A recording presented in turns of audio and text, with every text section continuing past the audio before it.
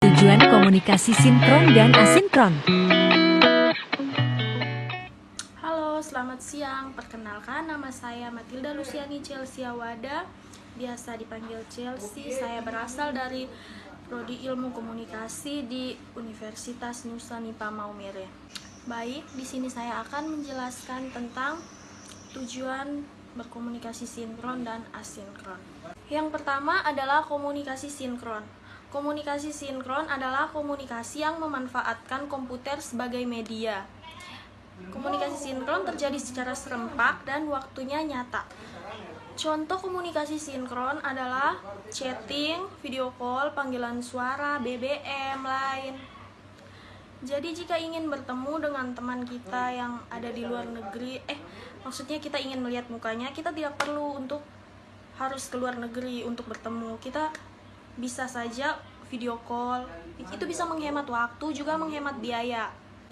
Tujuan komunikasi sinkron adalah yang pertama, berbagi data dan informasi. Jadi kita dapat berbagi data, apa yang kita posting akan bisa langsung diakses oleh orang lain. Dan bukan hanya di dalam negeri kita saja, tapi untuk seluruh dunia secara global. Jadi kita harus berhati-hati dalam memposting sesuatu.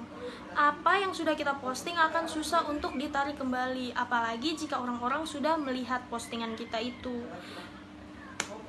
Misalnya kalau postingan kita itu menyinggung perasaan orang lain, itu bisa berakibat buruk. Bisa juga terjadi perkelahian. Yang kedua adalah sebagai media komunikasi. Jadi kita bisa mengirim pesan dan kita mendapat feedback dari penerima pesan. Yang ketiga adalah keamanan data. Kita dapat menyimpan file di internet dengan menggunakan aplikasi password. Itu dijamin lebih aman. Yang keempat adalah web browsing. Jadi kita dapat mencari informasi di web browsing. Bisa di Google atau di Yahoo. Yang kelima adalah efisiensi biaya. Kita tidak perlu menggunakan telepon seluler yang biayanya lebih mahal. Kita bisa menggunakan WhatsApp. Kita juga bisa melihat wajah teman kita yang ada di luar negeri tanpa menggunakan biaya yang sangat mahal. Kemudian kita juga bisa menjual produk-produk lewat promosi di media sosial tanpa harus mengeluarkan banyak biaya. Yang keenam adalah efisiensi waktu. Jadi kita tidak perlu menunggu untuk bisa bertemu, melihat wajah pasangan kita, teman kita tidak perlu menunggu waktu untuk bertemu. Kita bisa langsung video call, seperti yang saya bilang tadi. Yang ketujuh adalah efisiensi tenaga. Kita bisa sambil rebahan, main handphone, kemudian melihat wajah teman kita. Yang kedelapan adalah media hiburan. Kita bisa nonton YouTube, Telegram, bisa nonton drakor di Telegram. Saya biasa nonton drakor di Telegram. Kemudian mendengarkan musik di aplikasi musik, dan masih banyak lagi. Yang kesembilan adalah bersosialisasi. Jadi kita bisa bersosialisasi dengan masyarakat di Facebook, Twitter, Instagram. Kita bisa saling bertukar pikiran.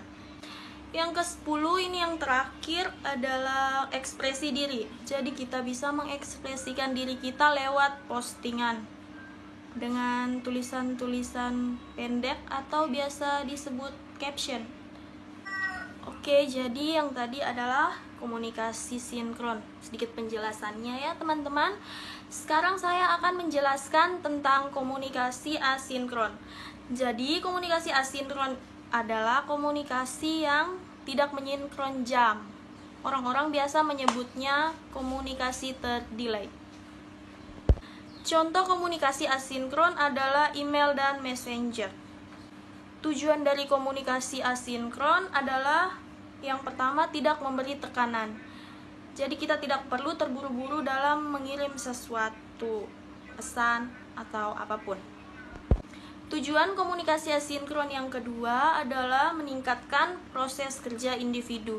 Kita bisa berkonsentrasi sendiri tanpa gangguan orang lain. Oke, itu saja sedikit penjelasan dari saya tentang komunikasi sinkron dan asinkron. Mohon maaf bila banyak kekurangannya. Sekian dan terima kasih. Sampai jumpa.